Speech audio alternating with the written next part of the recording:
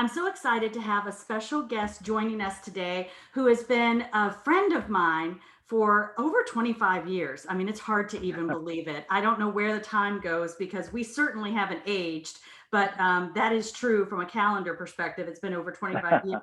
And we've done so many fun things together and worked through a lot of things together. And it's just a personal treat for me to be able to share him with this audience because his story and his journey is so amazing. So I'm talking about Jordan Adler.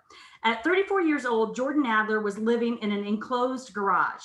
His rent was $200 a month, and he had two roommates. He carried $36,000 in credit card debt on 22 credit cards, and his job paid him $14,000 a year. Over the past 27 years, he has become one of the top network marketers in the world, earning in excess of over $23 million. Jordan wrote the worldwide bestseller and one of my personal favorites, Beach Money, and 100% of his profits go to charity. And we're going to talk a little bit more about that later. His book has been out for 10 years and still sells thousands of copies. He just launched a second book, Better Than Beach Money, in 2019, and his publishing company, Beach Money Publications, was just launched within the past 90 days. I love that, Jordan. Jordan splits his time between two mountain homes and a condo on the Vegas Strip and, of course, the beach. 4 years ago, he decided to get his helicopter pilot's license for fun and recently purchased his own helicopter.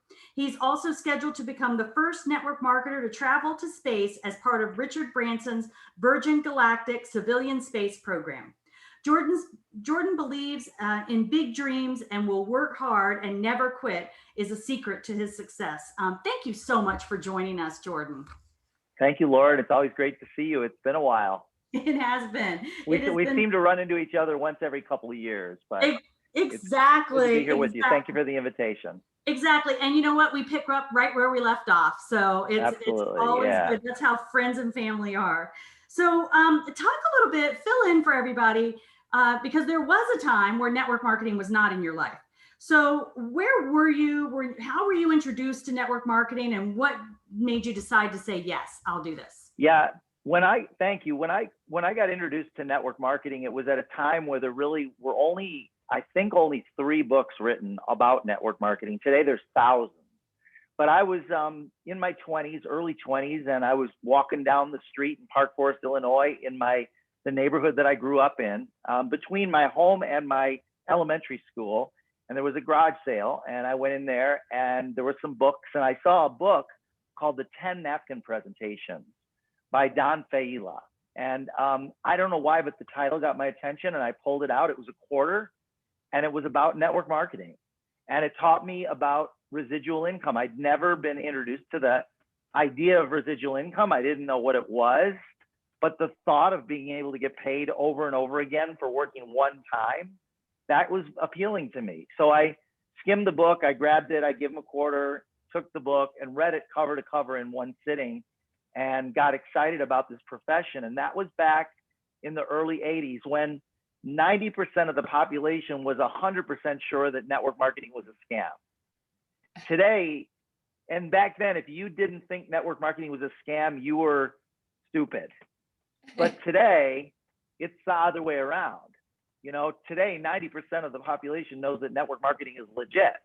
A lot's happened since then. There's thousands of books written about it. And there's, you know, lots and lots of people that have raised families on their network marketing income. And so I left Chicago when I was in my 20s with a guitar, a suitcase, and $250. Moved to Arizona. I knew one person there, an ex-girlfriend, and I moved out there because there was a lot of building going on, and I had a degree in landscape architecture. So when I got to Arizona, I started applying for jobs, but I also saw opportunity ads, and I was more drawn to the opportunity stuff than I was the job stuff. But I did apply for jobs, and I worked different jobs over the years, but I was dabbling in different network marketing opportunities.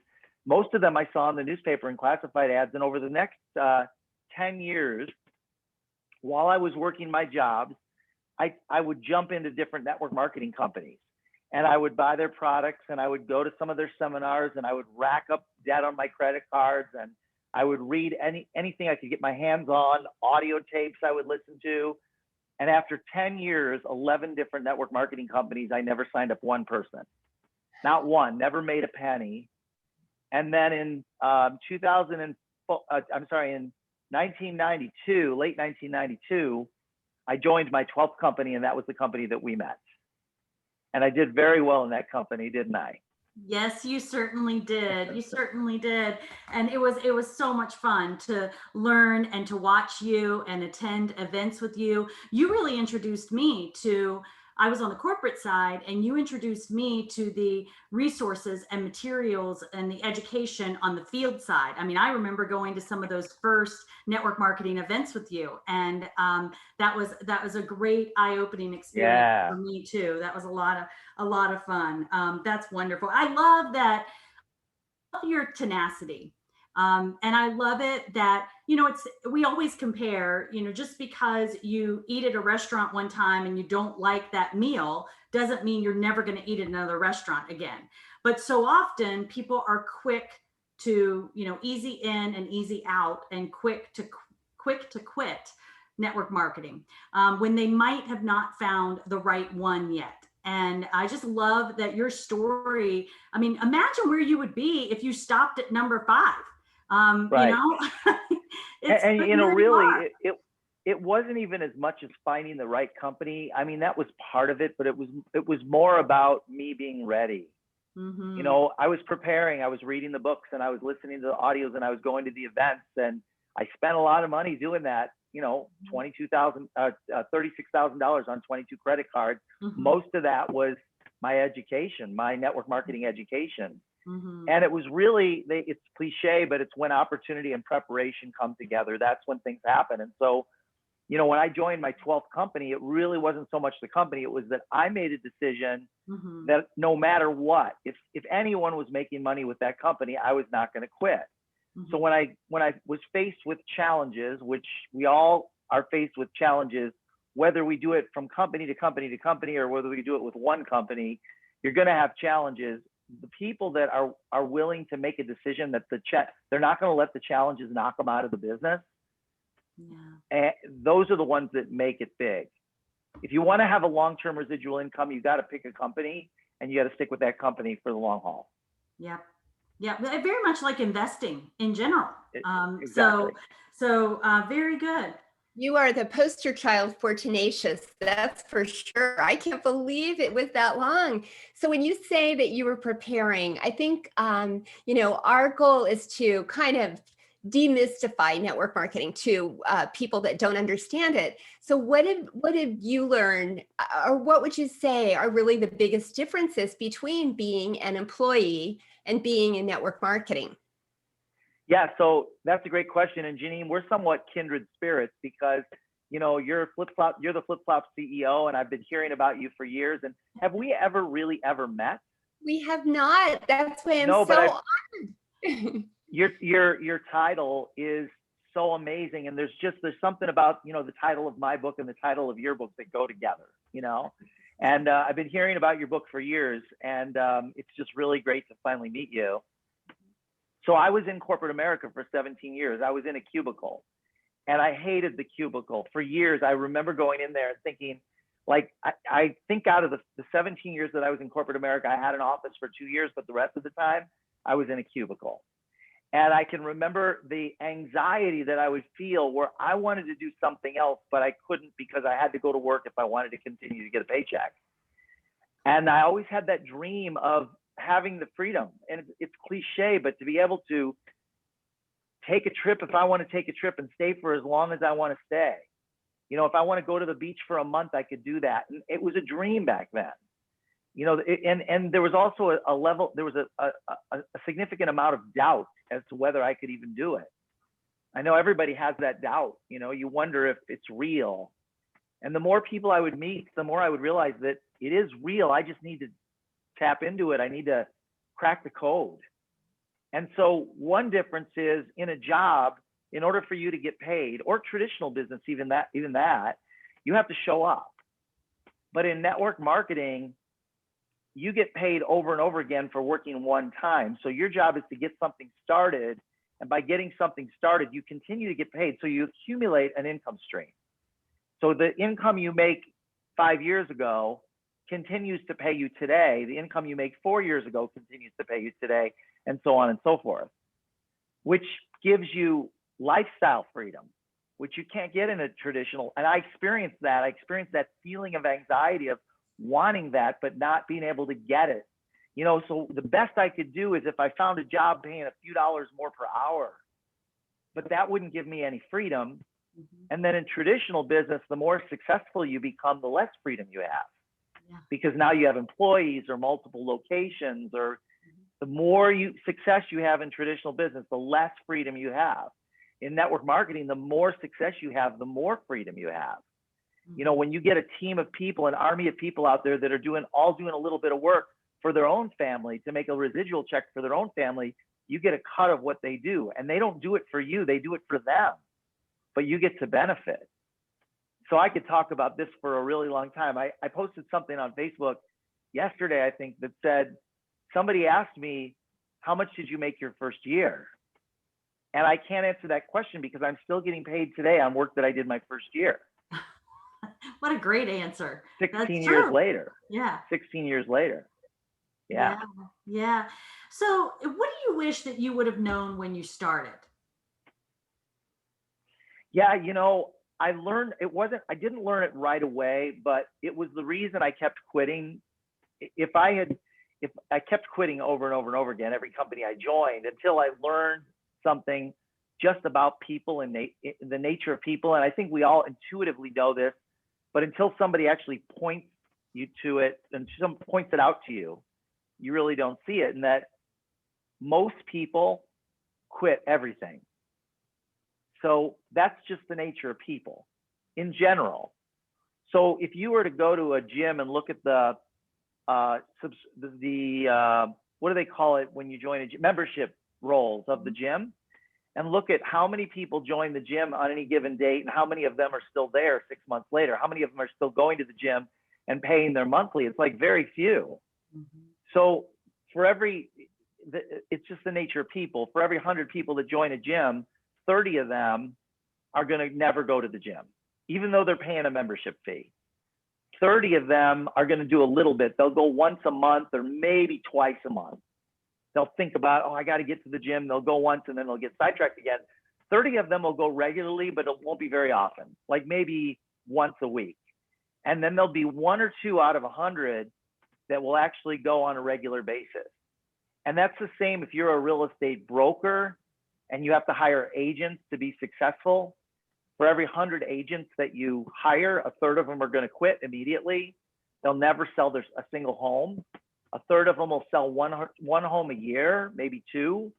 A third of them will do a little more than that, maybe a few a year, but one person out of 100 or 2, 1 or 2 out of 100 will do something significantly. So when I learned this, I finally realized what I needed to do. I found out that for every 20 to 30 people in network marketing that I bring into the business, one of them is going to do something really significant, most likely. Not always, but most likely. A third of them will do nothing. A third of them will do a little. A third of them will do a little more than a little. And one. And you know what? To this day, I've met thousands, and this is not an exaggeration. Laura, you too. I've met thousands of successful network marketers. And some of them are big earners, like, you know, millions a year. And I've never met one that's been able to change those numbers because it's the nature of people. Right. So I'll do an event, or I'll be at an event, let's say a generic event where there's hundreds or thousands of network marketers in the crowd. You've probably seen me do this, Laura, where I'll pull the most successful people out of the crowd. So let's say I pull 30 5- and 6-figure monthly earners out of the crowd, and I'll put them up on stage and I'll line them all up. And I don't know their stories, but I take the microphone and I go one to the next, and I ask them, how long have you been with your company? How many people have you personally signed up personally? And 95% of your income comes from how many of those people? And this is what everyone says. They've signed up over 100. They've been with their company for 3 to 5 years or more. Usually it's coming out to like 1 or 2 a month, you know, not a lot. Like if you're working at part-time, you can do that if you're committed to it. So they bring in 100 people or more. They've been with their companies for 3 to 5 years or more, and 95% of their income is coming out of 1 to 3 legs. 1 to 3 legs. And then if they've signed up 500 people and they've been with their company for 10 years, their income's coming out of 3 to 5 legs. That means most of the people that they sign up, a third of the people do nothing. And so like in my last company, the one I was with you, I signed up 129 people in 13 years. There's 144 months in 13 years. And so that's less than 1 a month. And out of those 129, there were 5 of them that were responsible for 95% of my income. 124 people either quit or became customers. That's just the nature of people. So if I had known that, it would have made my start easier. I probably wouldn't have quit so many times. Yeah. Yeah. That is such a valuable lesson, because that can feel so defeating, especially for an inexperienced person. And they don't realize that it doesn't matter how experienced you are. That's just the way it goes. And it's people. It's not you. It's people. People like to quit things, just like you'd say a gym. Tell us a little bit. I love the story about the company you're with now and how you got introduced, and the persistence of how you got introduced. Yeah, so I started getting cards. Like I got cards in the mail from a guy that I didn't know, and I got, over a period of a couple of weeks, I got 5 cards, and a couple of them had DVDs in them, and I popped the DVD in and I watched it, and it told the story. But it was a guy that was persistent, and he really wanted to recruit me. And I didn't respond to the first 3 cards he sent with the DVDs. I didn't respond. And he called me a few times. I ignored it. I didn't call him back because I wasn't interested, and he was trying to recruit me. But he did plant a seed. And then, I watched the DVD finally after getting a few of the same DVD in the mail. I finally watched it, and it told the story, and I liked the message, and it resonated with me. And so I contacted him, and he gave me a demo, and the rest is history. But he did have a level of persistence, and he targeted me. Like he wanted me in his business because, and I didn't know who he was, but he wanted me in his business because he had watched me in my last company. Right. So so he was just persistent not in an obnoxious or aggressive way, but he was just persistent. Yeah. Well, that consistency pays off. So many times people feel like a no response is a no. And a lot of times in our society, especially with people's schedules these days, no response is just not right now. I'm too busy to even look at it. But because he was persistent, then it paid off, because wouldn't everybody love to enroll a Jordan Adler? So that's fantastic and good for him. I just love that he was persistent and he didn't give up after the first time or the second time or the third time or the fourth time. It was the 5th or 6th time that he got you. And I think the story goes that it wasn't just you. There were a couple of other Jordan Adlers he was communicating with as well. Yeah, he didn't know that I was the right Jordan Adler, so he was sending it to a couple of other Jordan Adlers as well. Oh wow. And finally I did respond. But I have read this, and I apply this to my business, is that typically it takes 3 to 5 touch points before somebody will make a decision to say yes. So if you just message them and that's it, or if you message them and show them the business and you never talk to them again because they weren't interested, or they pushed you away or whatever, a lot of times you're losing those opportunities. So what I teach people is, whether it be a phone call, a text message, a card, a book that you mail them, an invitation to an event or a Zoom, each one of those count as a touch point. And you're looking at typically 5 to 8 touch points before somebody pulls the trigger. There's rare circumstances where somebody will pull the trigger right away or after the second or third, but those are unusual. Right. And so the people that do that are the ones that win. Mm-hmm. I love the way you were so analytical with the business, that it seems like you just really study all the numbers and you've just got all of this down. That definitely has served you well. I've told the story many times, and I had the experience, then I had the numbers. Like it wasn't something that I was. So here's what I did. I drew a grid in the enclosed garage that I lived in. I actually drew a grid on the wall, a 3-foot by 4-foot grid. And I would write a date every time I would show the business. So I just write the date, knowing that my goal was for every 12 people I showed it to, I was going to sign up. My goal was to sign up 1 out of 12. So I figured if I showed it 3 times a week, I would sign up 1 person a month for a couple of years. That's 24 people, right? 2 years, 1 a month, 24 people, knowing that out of 24 is in the range of 20 to 30.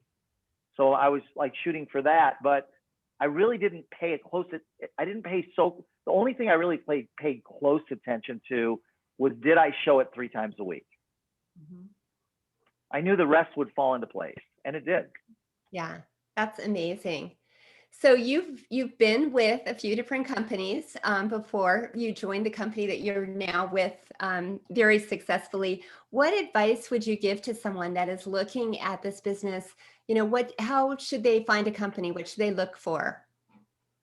Yeah. So what I did when the last company I was with, the one that Laura was with, the 2 of us were there together, they went out of business because of a change that happened with technology. It didn't have to do with our company. It had to do with the marketplace. And because of the way we were positioned with technology, we weren't able to we weren't able to survive. We almost like if we had a record player company and somebody invented the CD, right? It's like that. Yeah. So I was getting, because of what had happened in that company and the success that I'd had, there were lots of people around the world that were trying to contact me because they wanted to recruit me, not just me, but all the other top earners. In fact, there were even people that were selling the lists, our contact information all around the world to people in network marketing, selling it multiple times, thousands of times, so that people had our names and phone numbers and email addresses so they could get in touch with us to try and recruit us. And so within a matter of literally a day, couple days, I had to just shut everything down. I closed my computer, shut off my phone, and just made a decision that I was going to, rather than somebody trying to recruit me, I was going to go recruit the company. I was going to find the company that's the best fit for me. So I started writing down what I was looking for. And it's different for everyone because everybody has a different risk tolerance level. For some people, they like the thrill of the newness of a brand new company. But also when you join a brand new company that's only been around for a few months or even in pre-launch, there's a very high likelihood that company's not going to be around. But at the same time, because you joined at the beginning, you get the rush of the explosion of growth. But then it's almost like mutual funds versus a startup stock, right? On the other hand, there's companies that have been around for many, many years, 20, 30, 40 years that you know are going to be there forever. You know they're going to pay residual checks for years to come. But the rate of growth is slower. So what I decided is I wanted a company, this is just for me, I wanted a company that had already had at least a year and a half, maybe even 2 years of stability. So I knew there was a big upside, but I knew that it was going to be, that there was a better likelihood that it would be around. They're not really a startup. And they still have that upside, but also I was looking for a leader, a CEO that had really great integrity in the marketplace. Like he didn't have any black eyes along the way, hadn't filed bankruptcy a bunch of times. I was looking for a leader that had a vision, that could communicate the vision, that was mission driven, not just about money. If it's all about money, those aren't long-lasting companies. If it's about mission, those are long-lasting companies. Those are legacy companies. So, and then I had specific ideas about the compensation plan that I was interested in, although there's not one right answer to that. Mm-hmm. There's lots of different types of compensation plans. I just had one that I was most comfortable with, that I wanted to work within. Mm-hmm. So that's a tougher one because, and I'm not an expert on compensation plans at all, but that's a tougher one to navigate, Yeah, I agree. Yeah, we say that too. We talk about, those are the things to look for and to consider. And compensation is an important piece, but it's it can vary. And so we hear you about that. Hey, what advice would you give to someone who feels stuck and maybe want to quit? Like maybe they're thinking this isn't working for me. Maybe I'm not cut out for this. What advice do you give? Yeah, let me just share one more thing about the compensation plan discussion real briefly, in that every company has a certain amount of money that they have to work with they got to run the company, they got to have profit, and they got to pay their distributors, right? So they have to split that up. And most companies, when you figure it out, all of them split it up pretty much evenly, right? A third of the money goes to run the company, a third of the money is profit, and a third of the money goes to the distributors. And that's pretty much how it's laid out. So it's just really finding one that you're comfortable with, that you can understand. So, okay. So what if somebody's stuck? And first of all, you have to know that everybody is stuck and unstuck and stuck and unstuck all the time, everybody. And getting stuck does not mean that you need to leave your company. That just means that you've got lessons to learn. You're going to learn them. Either you're not going to learn them and you're not going to make it, or you're going to learn them in a company, and every time you learn something, you'll break through to the next level, or you'll just bounce from company to company and never have a residual check. So I would say that the most important thing is don't quit on a bad day, because you're always going to have bad days. That's the first thing. I've had thousands of bad days over my career, probably hundreds of bad days in my current company, but I've got a commitment that I'll never quit on a bad day. And then what happens is you have a good day and you don't want to quit. The second thing that's important is to stay in action, even on days that you don't feel like working. So like, you can't make your decisions to build the business based on how you're feeling. If you're making your decisions based on how you're feeling, you're never going to make it, because, and this is for any business, because we're human and our emotions go up and they go down. There's many days that we just don't feel like working. We're depressed, we're angry, we're sidetracked. You know, our emotions are all over the place. But you make your decisions based on what you're committed to. Those are the people that do well. So you will be well served, even if you only worked your business an hour or two that day, to work even if you're not feeling it. It's hard. I mean, I've got a helicopter pilot's license. It's the hardest thing I ever learned to do in my life. I got my helicopter pilot's license in my 50s. Nobody does that. And there were hundreds of times, literally multiple times a day sometimes, that I would focus on the dream and get really excited, and then get really depressed because I started going, you know what, this is never going to happen for me because I can't do it. It's too hard. And there were times where I would trick myself into thinking that it's not possible for me to get my license. And so I'd get really depressed and not want to go down to the helicopter school and take my next lesson. But I forced myself to go. Like one more lesson.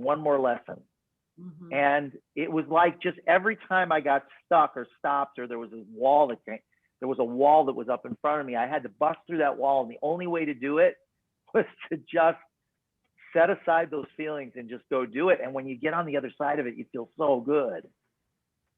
Yeah. I mean, there were so many hard things that I needed to learn to fly a helicopter, things that took hours to learn. And the first 10 times you do it, you're like, there's no possible way I will ever be able to learn to do this. I'm so bad. But you do, as long as you keep going back. That's how it is in your business. But just know that everyone, no exception, everybody goes through that. Yeah. My husband is a pilot, and I've talked to him about the fact that you fly a helicopter, and he has just explained to me how very, very difficult that is. So it's different than flying a plane. Yes. Yeah, for sure. I mean, yeah. So kudos to you. Thank you. So you have, you get to hang out with a lot of top leaders because of you being a top leader, and you guys hang out together. What would you say, what have you learned is maybe a common trait or factor in the people that become really successful in this business versus those that don't? So if you're taking notes, write some of this stuff down. The first thing is they're really, really fun people. They like to have fun. Yes. They don't treat things so seriously. There's very few of them that do. Most of them like laugh a lot and they have fun, and it's light. And because it's light and fun, other people are attracted to that. That's the first thing. The second thing is they're not shy about sharing their dreams. They're not, they're dream expanders. They don't just expand their own dreams, but they help other people expand theirs. The third thing is they are hard workers, but they always find time for play. So they schedule their work time and they schedule their play time. The fourth thing is they are problem solvers, not quitters. They're resourceful. They're problem solvers, not quitters. So they when they're faced with a challenge, they don't throw in the towel. They put their brains together and figure out what they need to do to fix it or get through it or go around it or go over it or go under it or, you know, whatever. And that's hard sometimes. I know, like, it's like I'm faced, even, in fact, the bigger game you play, every time you stretch and you start to play a bigger game, you're confronted, you start to resist, you start to get resigned, you start to question, you start to doubt, you start to make excuses, and then you go, no, that's not the game I'm playing. If I want to play a bigger game, I need to stretch and figure it out. That means sometimes working through it, even though you don't know what you're doing, right? So those are some qualities, I think. Yeah, That's the is best so, list I've heard. That's a great list. Thank you. Thank you. thank you. So Thank you, good. Janine. So, hey, just closing, Jordan, we like to ask a couple of fun questions at closing. So Okay. tell us, what is something that is making your life easier? What's something that you're loving these days? Well, making my life easier. Could be technology, could be a book, a Well, gadget. yeah, I mean, the truth be told, like, technology is like so freeing, right? Because you can be anywhere, you know, as long as there's a Wi-Fi connection, you can be anywhere and build your business. I love just, you know, being on the Vegas Strip here, up in the mountains in the forest, just being able to sit on my phone and do business while I'm on my phone and while I'm multitasking. I love that. Throughout the day, I can just do that. That freedom, the freedom that comes with that. I like that. But what came to mind, I've got a project going on that I'm super excited, really excited about. That's really a dream expander. It's really to give people, it's not a huge moneymaker, but it gives people a story that they'll tell for the rest of their life. Yeah. I'm launching a company where I'm going to be taking on you know how it is, Laura, the first time you were on a private jet, how exciting that was. You remember that? Yes. Was that with Joe and Connie? I think it might have been with Kenny. It was with Kenny. Kenny, yeah. So you get an invitation to go on a private jet because you're not going to spend tens of thousands of dollars on your own unless you've got that money. Mm-hmm. And you go and you realize there's a whole nother world out there, a bigger world, right? And it expands your vision and it gets you excited because you see what's possible. And so over the course of the past 25 years, I've leased private jets as I became more and more successful. And I decided to create something where I would give people an opportunity to fly on a private jet with me, Mr. Beach Money. And we'll do some training. We'll do some masterminding on the jet. We'll go to the beach.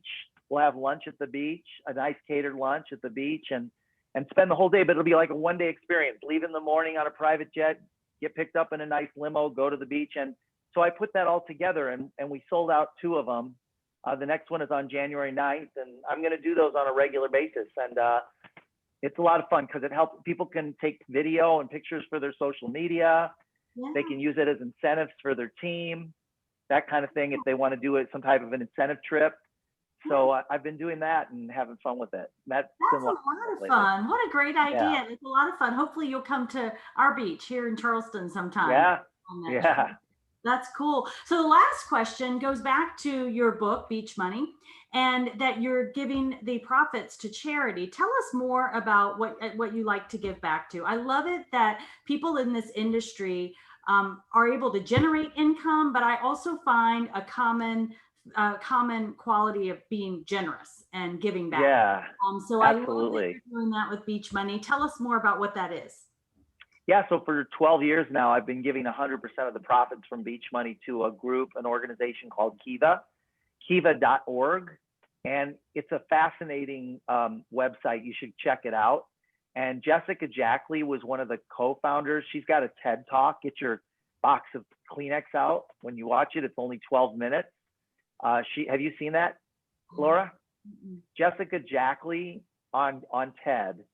She's one of the co-founders of Kiva, and Kiva is a micro lending organization. They give money to entrepreneurs in developing countries that want to start businesses. And since Beach Money is a book for entrepreneurs, I thought it would be just appropriate to. It was an idea that I got from an ex-girlfriend who's still a friend today, and she had this idea, and I thought that's a great idea. So let's give the money to an organization that helps people that want to start businesses in developing countries. And so we've helped thousands of entrepreneurs start businesses all over the world through the sale of Beach Money.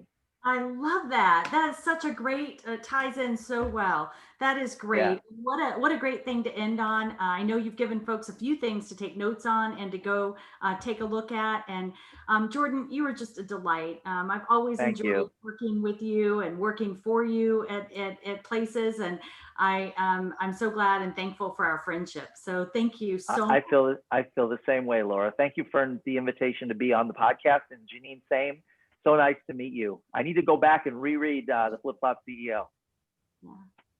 So nice to meet you, Jordan. It was just a pleasure. You are truly a rock star. Oh, thank you. Thanks, Jordan.